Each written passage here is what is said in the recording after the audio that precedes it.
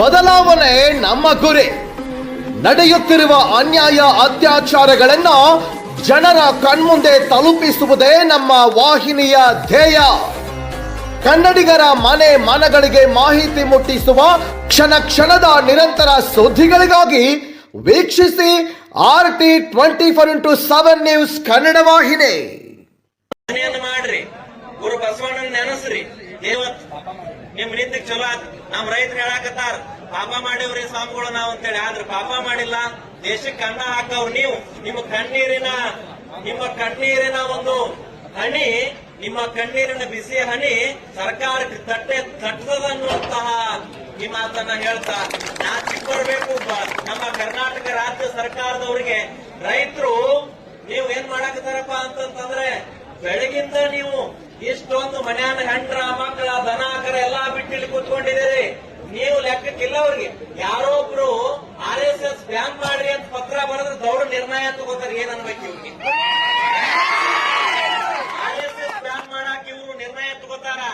ಎಂತ ಕ್ಷುಲ್ಲಕ ಒಂದು CM ಅನ್ನ ಕರ್ನಾಟಕ ದುರ್ದೈವ ನಮ್ದು ಇವತ್ತು ದಿವಸ ಹೇಳ್ಬೇಕು ಅಂತಂದ್ರೆ, ಫ್ಯಾಕ್ಟರಿ ಮಾಲಕರು ಅವರೇ ಆಗ್ಯಾರ, CM ಅವರೇ ಆಗ್ಯಾರ, ಮಂತ್ರಿಗಳು ಅವರೇ ಆಗ್ಯಾರ. ನೀವು ಸುಮ್ನೆ ಇಡಬೇಡ್ರಿ, ಬಿಟ್ರಿ ನಾಡನ್ನ ಮಾರ್ಕೊಂಡ್ ತಿಂತಾರ ಮುಂದಿನ ನಿರ್ಮಾಣದಲ್ಲಿ. ಅದಕ್ಕಾಗಿ ಬಹಳ ಎಚ್ಚರದಿಂದಿರ್ರಿ. ನಾಳೆ ಏನಾದ್ರೂ 10 ಗಂಟೆ ಒಳಗೆ ನಿರ್ಣಯ ಸಿಗದೇ ಇದ್ರ ನಿಮ್ಮ ಪರವಾಗಿ ನಿಮ್ಮ ಹೋರಾಟ ಇಲ್ಲಿ ಉಗ್ರ ಆಗ್ತದ. ಒಬ್ಬ ಕರ್ನಾಟಕದ ಸನ್ಯಾಸಿ ಅಮರನಾಥ ಉಪವಾಸವನ್ನ ಕೈಗೊಳ್ತಾನೆ ಅನ್ನುವಂಥದ್ದನ್ನ ನೀವು ಮರೆಯಬಾರದು. ಖಂಡಿತವಾಗಲೂ ನಿಮ್ಮ ಕಬ್ಬಿನ ಬೆಳೆಗೆ ಸರಿಯಾದ ಬೆಲೆಯನ್ನ ಕೊಡ್ಲಿಕ್ಕೆ ನಾನು ಉಪವಾಸ ಕೂಡ್ತೇನೆ. ಫ್ಯಾಕ್ಟರಿ ಮಾಲಕರು ವಿಚಾರ ಮಾಡ್ರಿ. ಸ್ವಲ್ಪ ಇವತ್ತು ರಾತ್ರಿ ಕುತ್ಕೊಂಡು ಯಾರ್ಯಾರು ಫ್ಯಾಕ್ಟರಿಗಳನ್ನ ಇಟ್ಕೊಂಡಿರಲ್ಲ, ನೀವು ವಿಚಾರ ಮಾಡ್ರಿ. ಯಾಕಂದ್ರೆ ಒಬ್ಬ ಸನ್ಯಾಸಿ ಉಪವಾಸ ಕೂಡ್ತಾನಂತಂದ್ರೆ ಅದು ಸಾಮಾನ್ಯದ ಮಾತಲ್ಲ. ಅದು ಯಾರ ಪರವಾಗಿ? ನಿಮ್ಮ ರೈತರ ಪರವಾಗಿ. ಯಾಕಪ್ಪ ಅಂತಂದ್ರೆ ನಮಗೇನು ಹೆಂಡ್ರಿಲ್ಲ, ಮಕ್ಕಳಿಲ್ಲ, ಏನಿಲ್ಲ, ತೊಟ್ಟದಕ್ಕೆ ಯಾರ್ಯಾರು ಉಪವಾಸ ಕುಂಡ್ರಾಕು ರೆಡಿ, ಹೋರಾಟ ಮಾಡಾಕು ರೆಡಿ ನಿಮ್ಗೆ. ಅದಕ್ಕಾಗಿ ಇವತ್ತಿನ ದಿವಸ ಈ ಮಾತನ್ನ ಹೇಳ್ತಾ, ನೀವೆಲ್ಲರ ಹೋರಾಟ, ನಿಮ್ಮ ಆಕ್ರೋಶದ ಕಟ್ಟಳೆ ಇವತ್ತು ಹೊಡಿಬಾರ್ದು. ಯಾಕಂದ್ರೆ ನಿಮ್ಮ ಆಕ್ರೋಶ ಏನಿದ್ರು ನಾಳೆ 10 ಗಂಟೆ ಹೊಡಿಮಠ ಅಂತ ಹೇಳಿ ಟೈಮ್ ಅನ್ನ ಕೊಟ್ಟಿದೆ.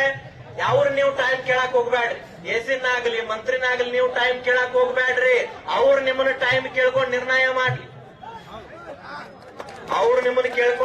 ಮಾಡ್ಲಿ.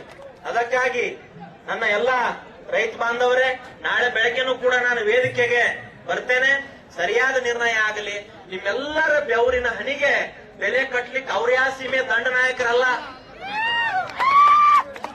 ನಿಮ್ಮ ಬೆವರಿನ ಹನಿಗೆ ಬೆಲೆ ಕಟ್ಟುವಂತ ತಾಕತ್ತು ಯಾವ ರಾಜಕಾರಣಿಗಳಾಗಲಿ, ಯಾವ ಮಠಾಧೀಶರಿಗಾಗಲಿ ಯಾರಿಗೂ ಇಲ್ಲ. ನಿಮ್ಮ ಬೆವರಿನ ಹನಿ ಬಹಳ ದೊಡ್ಡದು.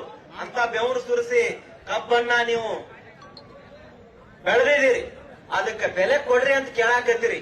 ನೀವೇನವರು ಎಲ್ಲೆಲ್ಲೂ ಬಚ್ಚಿಟ್ಟು ಬಂಗಾರ ರೊಕ್ಕ ಕೊಡ್ರಿ ಅಂತ ನೀವು ಯಾವತ್ತೂ ಕೇಳಿಲ್ಲ. ಅದಕ್ಕಾಗಿ ನೀವು ಬೆವರು ಸುರಿಸಿ ಬೆಳೆದಿರುವಂತಹ ಬೆಲೆಯನ್ನ ಕೇಳ್ತಾ ಇದ್ರಿ. ಇದು ತಪ್ಪಲ್ಲ. ಅದಕ್ಕಾಗಿ ನಾಳೆ ಎಷ್ಟು ಗಂಟೆ ಹೇಳ್ರಿ? 10 ಗಂಟೆ.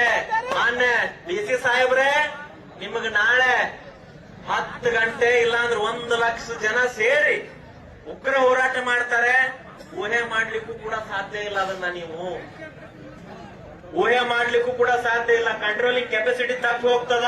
ಅದಕ್ಕಾಗಿ ಇದನ್ನ ಬಲವಾಗಿ ಜಿಲ್ಲಾಡಳಿತ ವಿಚಾರ ಮಾಡಬೇಕು. ಜಿಲ್ಲಾಡಳಿತ ಬಹಳ ಚಂದ ಕುಂತ ರಾತ್ರಿ 11 ನಿಮಗೆ ಸಂಬಂಧಪಟ್ಟವ್ರ ಜೊತೆ ಮೀಟಿಂಗ್ ಮಾಡ್ಕೋರಿ ಅನ್ನುವಂತ ಮಾತನ್ನ ಈ ಸಂದರ್ಭದಲ್ಲಿ ಹೇಳ್ತಾ, ನಿಮ್ಮ ಪರವಾಗಿ ಉಪವಾಸ ಕುಂಡ್ರಾಕ ನಾ ರೆಡಿ ಅದೇನೆ. ಅದಕ್ಕಾಗಿ ನಮ್ಮೆಲ್ಲರಿಗೂ ಕೂಡ ಮಗದೊಮ್ಮೆ ಕೂಡ ಯಾರು ಕೂಡ ಇಲ್ಲಿ ಯಾರ ಕೈಗೊಂಬೆ ಆಗಿ ಕೂಡ ವರ್ತನೆ ಮಾಡ್ಲಿಕ್ಕೆ ಹೋಗಬೇಡ್ರಿ. ಯಾರು ಕೂಡ ಯಾರ ಕೈಗೊಂಬೆ ಆಗಬಾರದು ಅನ್ನುವಂತ ಮಾತನ್ನ ಈ ಸಂದರ್ಭದಲ್ಲಿ ಹೇಳ್ತಾ, ರಾತ್ರಿ ಶಾಂತಿಯುತವಾಗಿ ಹೋರಾಟ ಮಾಡ್ರಿ. ನೀವೇ ಬೆಳೆದಿರುವಂತ, ನೀವು ಅನ್ನದಾತರು, ನೀವು ಬೆಳೆದಿರುವಂತ ಪ್ರಸಾದವನ್ನು ಇಲ್ಲಿ ತಯಾರು ಮಾಡ್ಯಾರ. ಹಲವಾರು ಜನ ಇಲ್ಲಿ ದೇಣಿಗೆ ರೂಪದೊಳಗೆ ಕೊಟ್ಟಿದ್ದಾರೆ ಅನ್ನುವಂತ ಮಾತನ್ನ ಈ ಸಂದರ್ಭದಲ್ಲಿ ಹೇಳ್ತಾ, ನಿಮ್ ಹೋರಾಟ ಶಾಂತಿಯುತವಾಗಿ ನಡೀಲಿ. ಈಗ ನಮ್ಮ ಗೋಕಾಕಿನ ಪ್ರಗತಿಪರ ರೈತರಾಗಿರುವಂತ ಉದಯಣ್ಣ ಕರ್ಜಿಗಿಮಠ ಅವರು